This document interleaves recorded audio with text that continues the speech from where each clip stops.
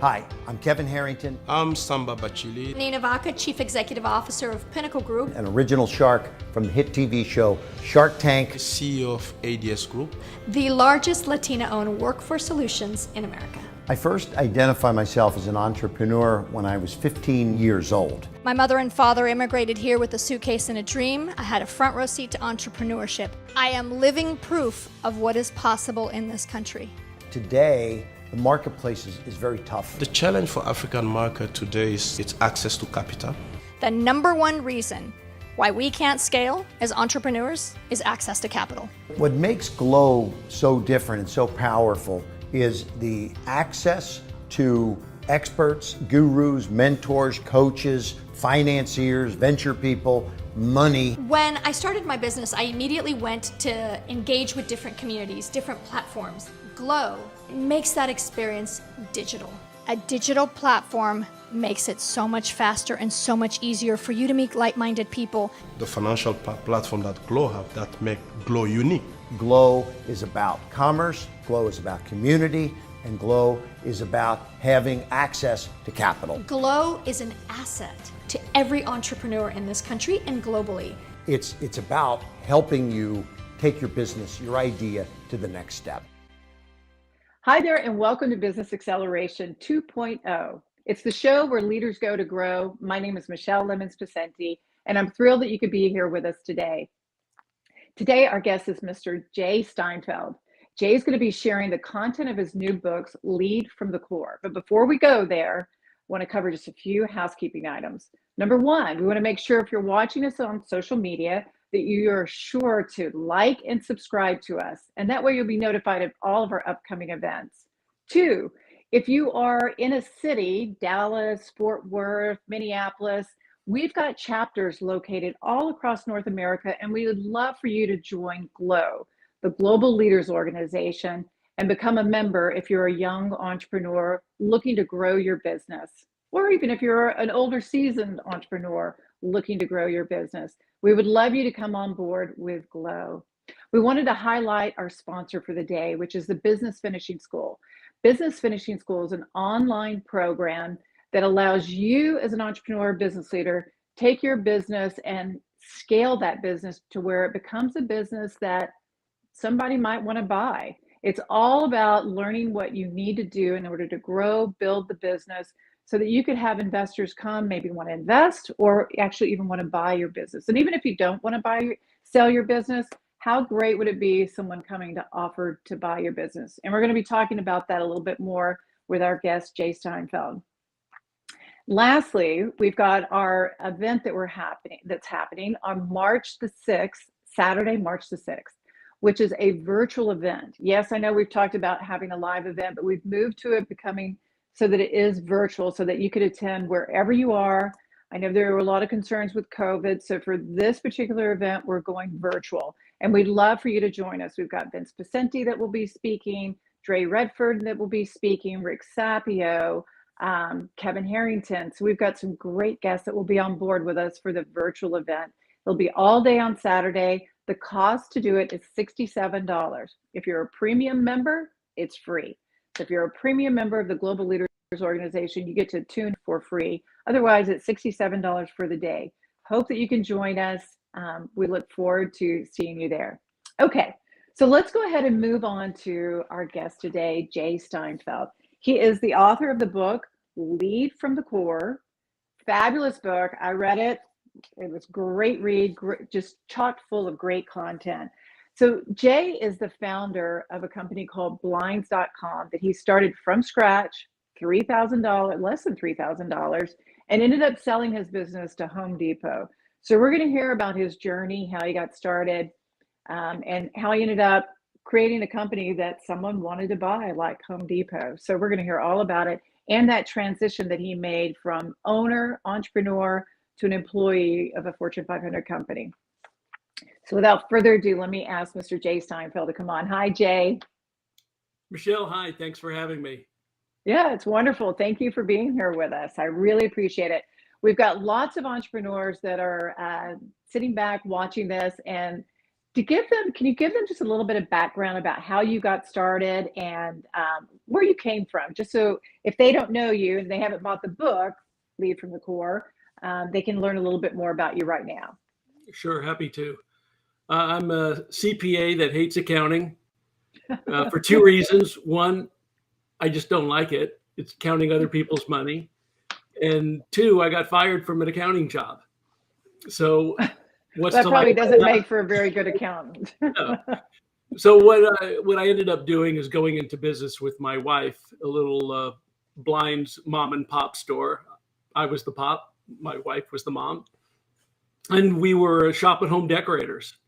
I'm a CPA, so I'm perfectly qualified to sell draperies and blinds, of course. So we went to people's homes, helped them decide what to do. That was 1987. In 1993, I read something about the information superhighway, the World Wide Web, and thought, I wonder what that is. I wonder what email is. Broadband wasn't there, no Google, no Amazon even. But it was a little experiment, decided to see if I could just maybe get a few more leads for prospects for the business. Really just a marketing experiment, no vision as to what the internet would be, no vision as to what I could be. And then all of a sudden, there's a company, Amazon, in 1994 that launches and selling books online, and thought, what a harebrained idea it would be to sell blinds. I'll have customers measure it, install it themselves. They can't see it, they can't touch it, they can't see colors, and they, by the way, they didn't even like using their credit cards at the time because they didn't know you could buy things online. But we said, why not? And we did, and we did become the world's #1 online retailer of blinds. And Wow. that was 2001 when decided to full-time go online. And then 13 years later in 2014, we were doing so well, kicking Amazon's butt, kicking Lowe's, all the blinds retailers. Home Depot bought us. And I stayed on at Home Depot for 7 years until just May of 2020 on the online leadership team while I was still running blinds.com. And now I am not retired, but rewired, giving back, which is why I'm here now. That's awesome. And you definitely give back in your book, which is fantastic. I mean, like I said, it's chock full of so much great content. I wanted to start with the core values because we talk a lot about core values within this particular program and inside of Glow. I believe it's such a fundamental part of really understanding who you are and becoming the leader that you need to be and desire to be. But I know that you've got some ideas around establishing your core values and actually can share some where leaders make mistakes on core values. So can we talk about that a little bit? Absolutely. Well, first, when I started, remember, I'm a CPA or was a CPA. Core values meant nothing to me. It was pure BS, all soft, squishy ideals created by the HR department, put on a plaque up on the wall and never to be thought of again. So what did that mean? Unfortunately, remember in 2001, when I went online full time, the next year in 2002, specifically August 12th, 2002, my wife, Naomi, after being married for almost 26 years, passed away from breast cancer. Mm. So I had to make a decision. Do I continue? And if I do, how? How can I maintain any optimism? How do I define success? How do I define happiness? How do I raise my 3 kids? So that's when I started thinking, I better figure that out. What makes me tick? So the core values that we established were 4. Well, at the time there were 2, and over time we have evolved even our own core values. There's essentially 4. The 4 E's, because they all start with E. One is evolve. Evolve continuously. Well, that's pretty obvious. You've got to continue to get better. All your processes need to get better. Your customer experience needs to be better. But it's also about you helping other people get better. Because the express purpose of our company was not to be the best in the world at selling blinds, although we were. The purpose was to help people become better than they ever believed possible. It sounds corny, but that was our purpose. Really, that's your purpose as a leader, to help people become better than they ever believed possible. And we did that through the 4 E's. 1, evolve continuously. And when you do that, when everybody is not just pushed to get better, but required to get better, it was mandatory that you spoke up and that you made sure that you were responsible for your own success and everyone else's success. You had almost autonomous excellence where things were getting better all the time with very little input from you as the leader, because that's just what was happening.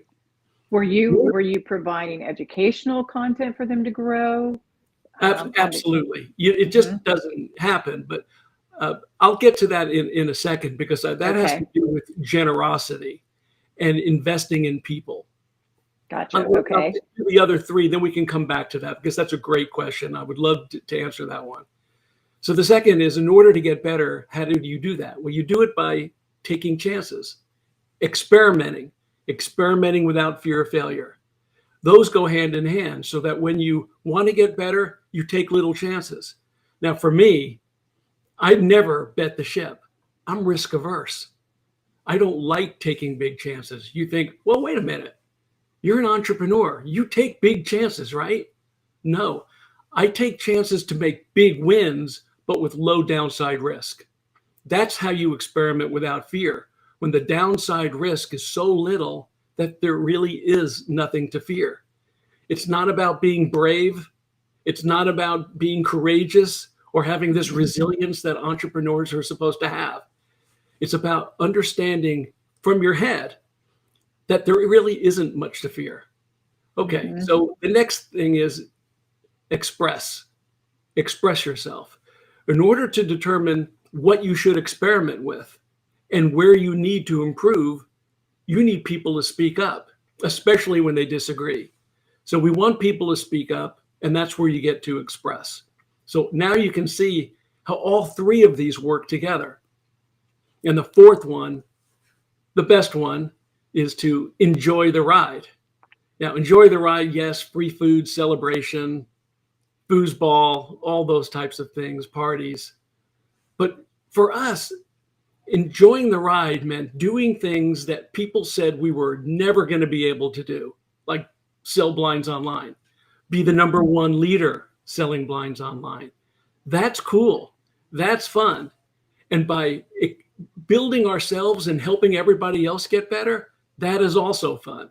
So enjoying the ride is working really hard to do things that people said you could never do. And those are our 4 core values.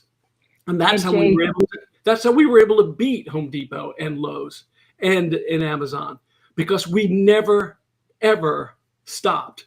And we were able to attract great people who wanted to be like that, who wanted to be in an organization where they could become better than they ever believed possible. And they stayed because they never got stagnant. They were always growing. They were becoming better people as a result of being in the company. So when you have an organization like that, you can now get to your other question. When you know people are going to stay, our turnover rate was only 8%. Wow. Then you can invest in people. You don't have to think, well, they're only going to be here another year, or they're going to be going someplace else, so I can't afford to invest in them. But if you know they're going to be with you a long time, then it is incumbent upon you to invest in them, give them the resources they need to be better. And when they feel that you really want them to be better, they will be better. Because if you want people to do something of significance, you have to make people actually be significant and be consequential by providing them not just with adequate compensation. It's not about giving money, it's about giving respect. And when you give respect and you invest in people, it's not even about resources. It's about being generous with how you hear them, how you listen, how you ask questions like, what do you want to do in 5 years?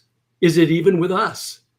It's respectful and it's generous when you say to them, okay, I know you want to leave us in a few years and you want to start your own company, or you want to uh, maybe just do something at a bigger company. Be with us. I will help you get there. And you'll be surprised they'll stay much longer than they even thought they would. It's counterintuitive. When people are Right. free to tell you and speak up, express yourself to what they really want, you can help them get there and they can help you get to where the company needs to be. It's really just common sense. It's about Right. bringing humanity back into the workplace. So I'm very curious. We hear a lot of people talk about, determining what their core values are. Those four E's, when you sat down, how did you determine? I mean, you could have said, um, the bottom line was important, or you could have said health was important, or there's so many different places you could have gone. How did you determine what your four fundamental principles, core values were? Yeah. This is actually the mistake that most people do when they're looking at core values. And do not do this. Do not read a book or do not listen to me and say, well, those were his core values. They work for him. Those must be mine. Your core values are your DNA. It's not what you want to be. It's not what you aspire to be. It's when you wake up in the morning, what do you do? What is your behavior when you wake up? Those are your core values. So through introspection and by asking other people, this is what I believe our core values are, what my core values are. Does that sound right? And people would say, no, Jay, that's not right. You are really not like that. You're more like this. And over time, really years, I have honed that and refined it to get clearer and clearer as to even changing the word from improve continuously to evolve continuously. And it wasn't just because I could get another E out of it. It was because evolving is more visceral. It's about changing throughout the day. Evolving is a constant process. Improve might be, I've taken a course and now I'm better. Evolving is a continuous journey. Okay, your four E's were relevant when you created your company and we're really looking to understand what your core values were. But it seems like it's even more relevant in today's world with people working from home, et cetera. You want to talk about that a little bit with me? Sure. Why are people leaving? Because they're not being respected. The kinds of things that I'm talking about are just basic common sense to leadership and running a company. It just gets exacerbated in today's environment where people can leave much easier because they can work from home. They can find jobs across the world and still work where they are. So now they've got the door is not locked anymore. They don't have the handcuffs. They have the freedom to travel. Your job is to make it so they don't even want to think about leaving. So if you have core values that work for you, like respect and generosity and doing the types of things that we were just talking about, why would they leave? If they're being adequately paid, why would somebody be looking elsewhere when they're growing? The two things that people don't want is stagnation and they don't like their boss. Those are the two reasons why people generally leave. Well, I can't do anything about me being their boss, but I can do something about them not being stagnant. And if you want people to do the greatest work, well, if they're doing it at home, awesome. We had 20-30% of our workforce working at home before the pandemic. 10-12 years ago, we had people working from home because it just was better for them. Now, they were highly accountable. So their metric, it was a privilege to work at home. If their metrics were slipping once they went home, they'd have to come back into the office. So it wasn't like, oh yeah, work wherever you want. It was your numbers have to be at a certain level. And if they slip, you got to come in and get maybe retrained or reacclimated to the culture, whatever, be coached a little bit more intensely. We had a lot of coaches that would help people, mentors. So I think it's really respect, clarity of communication. Mhm. When you're talking about generosity, generosity means also having a clear, articulated vision. We've heard about this, but are you really being generous with how you're describing what that future is and what part they have in that future?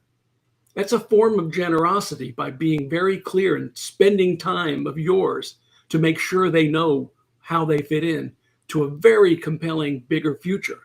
And if you're not communicating that bigger future, then what's keeping them there? What is the thrill? What is that carrot? What is the ability to do that consequential, significant thing? So these are the types of things that will keep people by just thinking about and caring about and respecting people with generosity. I love that generosity as a leader. Okay, so many of our viewers, our members, are young entrepreneurs just maybe starting out their business. They're starting to see their business model working. What I know that, and you're the ultimate entrepreneur, and you've started more than one business, and you consult and are on many boards. What do you see are some areas that they could avoid? Um, some mistakes that maybe other entrepreneurs have made so that they would avoid failure. Well, certainly having enough money helps, but I had virtually no money. I started with $3,000 and that was it. So that was, of course, that was back in the day. I don't know that I could do that right now. I'd say the biggest thing that an entrepreneur needs to do is keep their overhead, their personal overhead low, so that they don't have the pressure to have to take money from the business, because boy, it is tough at the beginning. And if you've got this big pressure, and if you've got a significant other or a family, that puts another burden on it, which makes it harder. Then you're asking yourself, boy, do I really want to do this? Or should I just get a real job? So keeping your overhead is absolutely important. The second thing is more of a mindset. Don't believe that you ever know enough. You never know enough. And when you go into something, if you think you know exactly who your customer is and exactly how you're going to go to market and what your acquisition strategy is and what your cost of capital is going to be, you don't. You never have enough information. But here's the best part. Knowing that you never have enough information is enough, because that at least gets you to start, and then you're not surprised by the fact that you don't have enough information. And if you go in and tell everybody, guys, we don't have every answer. I don't have every answer. We're going to figure it out together. We're going to evolve, and we're going to experiment fast. We're going to make rapid experiments, and we're never going to bet the ship, but we're going to really watch this and see what our customers are telling us and what you are telling us, and not just to get buy-in, because you really want to hear from them, because they're the ones talking to customers. They're the ones they're on the front lines. Who better to give you information than the people actually doing the work? It's not you. So that's the key, is deal with ambiguity, expect it, relish in it, and then hire people also who also like being in a non-linear situation, which is actually hard to do, because people like to be told what to do. They like to have clear definition as to what is done. When a startup in a young company, you don't really know what is the right priority, and you have to kind of figure that out as you go. So no, it's not going to be clear, but be clear that that is okay. Good advice. Okay, what about scaling? I know you've got some strategies on scaling up from just a startup. Well, I think the first thing you need to do is figure out how decisions are going to be made. And I guess you really need to go back to the clear and compelling vision. Everybody needs to know where you're going. That's number one, because that's going to remove a lot of the misalignment that you get as you're trying to scale. If everybody knows very clearly that destination, then even if you don't tell people what to do or how you're going to get there, and you never know how you're going to get there. They'll figure out ways to get there faster than you can. So clear vision, know the ambiguity, then figure out what are your priorities and focus just on 2 or 3. That was something that I never actually was good at. In fact, our whole company was never good at that. We would, at the beginning of every year, when we were looking at our projects, would come up with, I don't know, 10 or 12, and they all seemed reasonable.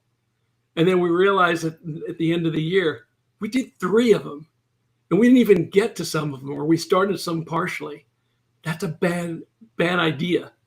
Focus on 2 or 3 things at a time. Don't even put them on the list. Just say, okay, everything from this line down, we're not even going to talk about. And then when we finish one, add another one, and just keep adding them to the list as you finish the first. Right. I think that's really important. And maybe the last thing is that you have to figure out how you're going to be making decisions. Do you have a partner or a co-founder? If you do, how are the 2 or 3 of you going to be making decisions? Is it unanimous? Is it 2 out of 3? What is it? Be absolutely clear, or you're going to be misaligned. And then if you're your own founder and you have a team, what part is the team going to play in determining what your priorities are? So you have to decide how you're going to decide. Until you've done that, you're going to be going back and forth, and nobody's going to really know what to do, and you'll never be able to scale that way. Mm-hmm. Good advice. Yeah, I mean, as you're talking, I'm thinking about different businesses I've been in where I've made some of those mistakes, not having a clear understanding on leadership, how you make decisions when you had partners. That's great advice. Okay, so many of our members and people that are viewing are out there right now in the trenches raising capital. And you have a way of communicating with investors. What are they? Well, investors, like potential investors versus your existing investors? I think both. I think that it'd be great to hear on, if they're out there looking to raise capital, and then also if you currently do have investors, how you need to be handling the communication. Right. When we grew, we started with just a few bucks and a few people. Eventually, in 2012, now remember, this is 11 years after we started, that we took our first round and only round of institutional capital. And it wasn't that much. But when I went out for the first time, for the first 7 funds that we talked to, I got skunked. Nothing. And I'm talking to my CMO, because he and I were the ones doing all the pitches. So what are we doing wrong? The business is growing great. We're profitable. Is it us?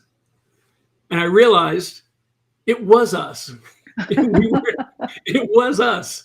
We weren't telling the story in a compelling way. What you need to do to a potential investor is to not just show how well you're doing, and you've got to be growing. You've got to have some defensibility. You've got to have a good team. You know that. But the main thing we were missing was we didn't tell a big enough story. Once we realized that we were not just a blinds retailer, because we were never just a blinds retailer.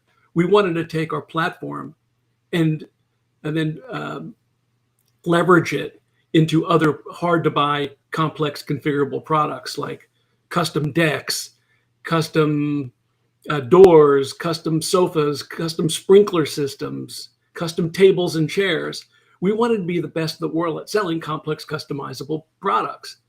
It wasn't until we mentioned that and led with that people got interested. And the next 7 funds all gave us term sheets.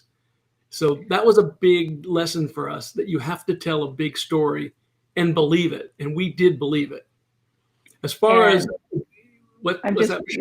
I was curious. So the bigger vision was really going out and looking at mastering other similar industries, but not the same as blinds. Did you guys end up doing that within blinds.com or within that's an interesting question, because we were going to do it in 2008, but that's when the economy tanked. Yeah. So we said, no, Let's not Yeah. do this now. Let's just focus on blinds, which was a really good move. Mhm. But then, okay, we sell to Home Depot in 2014. Wow, we have suppliers now. We have customers of all the projects that we ever wanted to do. Because back when we were just blinds.com, we thought, well, we don't know anything about these other products. We're going to have to buy a company. And that was going to be hard, to buy a company, find somebody who wants to build it into something, who will last, who will stay, who will have the right, and we can buy it at the right price. Home Depot had merchants, supply chain, customers, website. They were experts in all these product categories.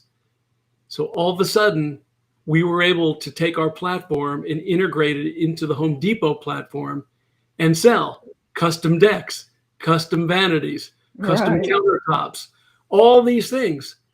And that's why I left, because after 7 years with Home Depot, we were finally the best in the world at selling complex configurable products. And at Home Depot, doing over $1 billion. Wow. I had done everything I ever wanted to do. And I had my successor, and the core values were there, and I knew what my next gig was going to be. And look, it's been 30 years. It was time. It was time to So go.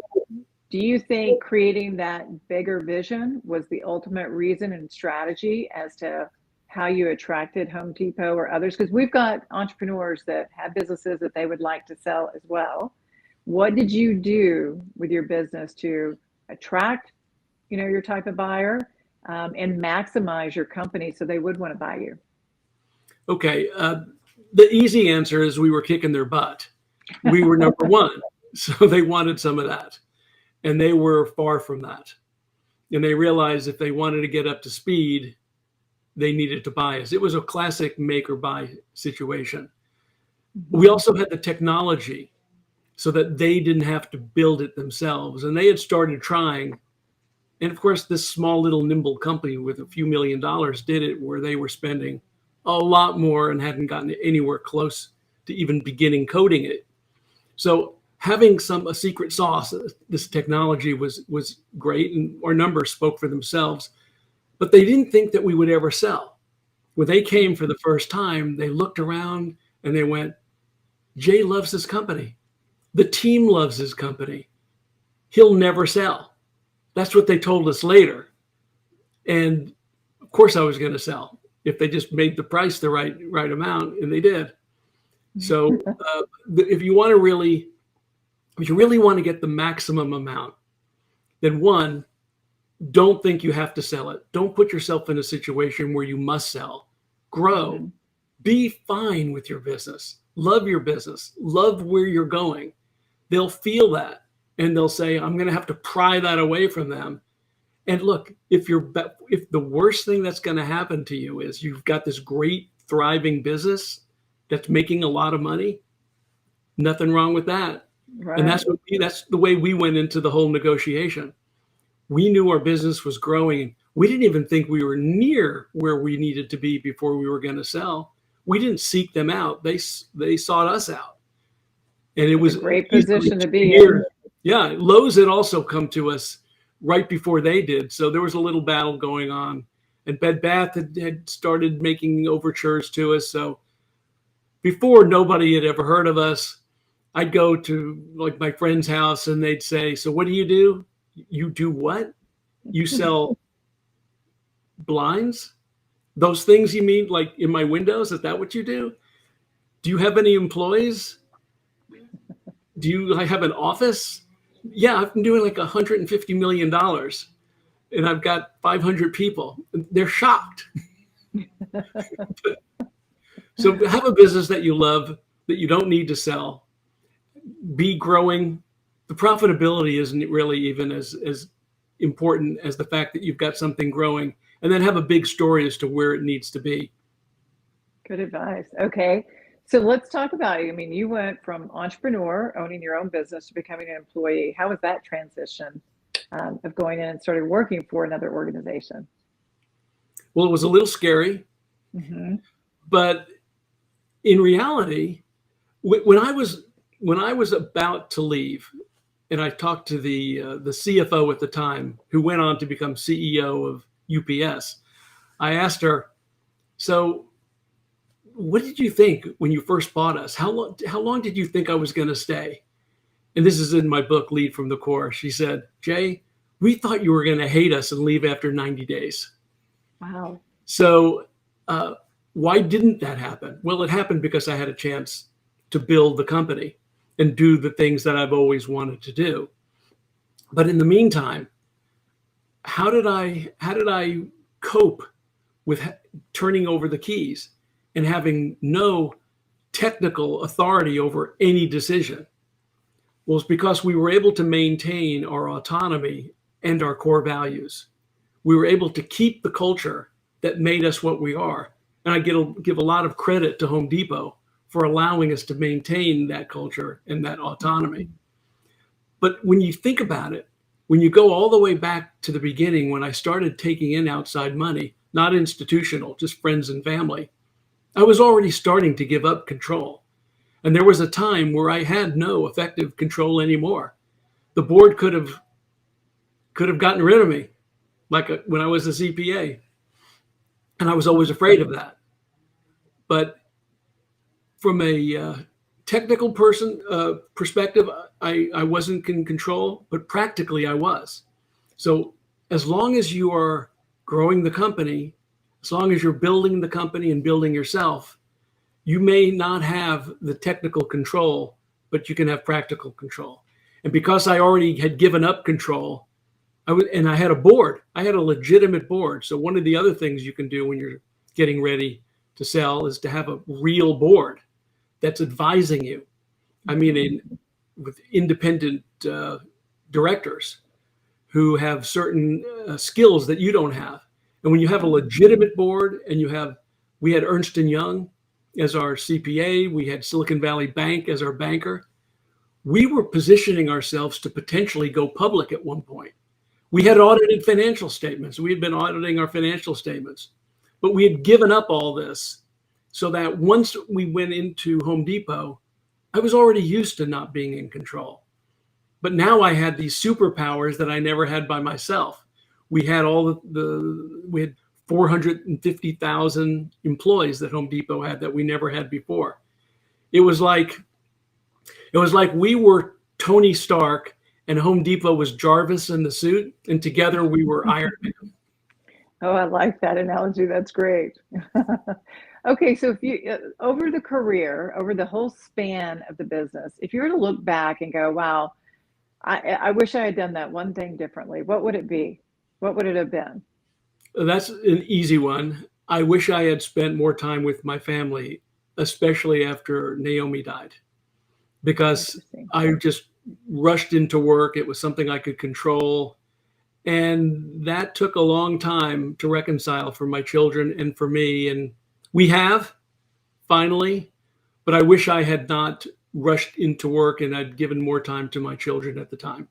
Good sage advice there. So, okay, now that's on the personal, that's life, right? So when you were first starting your business, if you were to look back at Jay, when you were just starting, what advice would you give him about the business? I'd say I was a micromanager and I wanted to control everything. And I found out the less control I had over people, the more they could control their own destiny, the more they did. So delegation and providing clarity of vision, if I had done that earlier, if I had trusted people earlier, it would have taken off much faster. Because it wasn't until I realized that the evolution was not just about myself, but about helping others evolve. And once I realized that to be my prime role as a leader, to develop other leaders and help them become the best they could be, that's when the business took off. I wish I had done that earlier. Oh, interesting. Okay, you've got a question with your media kit that I love. So I wanted to ask you this question, and it has to do with diversity, equity, and inclusion. Tell me what you think about that, about diversity, inclusion, and equity. Well, the third core value of express yourself means everybody express yourself. And we want diverse opinions. So the only way you get diverse opinions is to hire diverse people. We truly never cared about anything about a person's background, except we just wanted people who wanted to evolve, who already had within them the propensity and the behaviors to evolve, and that were open to change and to experiment and would speak their mind. So that's really what we want in diversity, is diversity of opinion, diversity of diversity of perspective, so that when we're making decisions, we can come at it from every single angle, and that people will say, Jay, no, I don't think that's a great idea, and here's why. That's great. And when people do that, what do you do when somebody disagrees with you? Well, let me ask you this. Does anybody ever disagree with you, especially in a meeting in public? Most don't, because they're afraid to speak up. They're trained not to disagree with their boss. They're told, make your leader look good. Well, you'll make me look better if I don't make mistakes and you tell me the truth. I'm not afraid of hearing the truth. I want to be the best I can be. I want everybody. So by withholding good information, you're actually lying. So we need diverse people who will speak their minds and not say the things that they believe you want them to be. And that requires diversification. Mm-hmm. And I think it's equitable when everybody's got a voice. Mm-hmm. I love that. I think that's a wonderful way for us to wrap, because I think it's you can tell from the way you speak, the words you've carefully chosen, Jay, that are in your book. You are an individual who is a caring individual and cares about your employees, the people around you, your family, and it comes through. It comes through in your book as well. So I want to remind everyone, where can they pick up your book, Lead from the Core? Well, all bookstores, Amazon, all the usual places. If you can go on my website and get discounts on bulk sales, and connect with me on LinkedIn. You'll hear more pearls of wisdom from time to time. Well, we love it. I want to say thank you very much for being with us today. It was a pleasure to have you here, and an honor as well. So thank you so much, and we look forward to seeing you down the road. Thanks, Michelle, and thanks to everybody who's listening. Thanks, Jay. For all of you that are still tuned in, remember next week we've got Simon Mainwaring. He'll be here next week speaking with us. And then go check out the Global Leaders Organization. See about becoming a member, building your own community of like-minded peers, entrepreneurs to surround yourself with. Until next week, stay safe and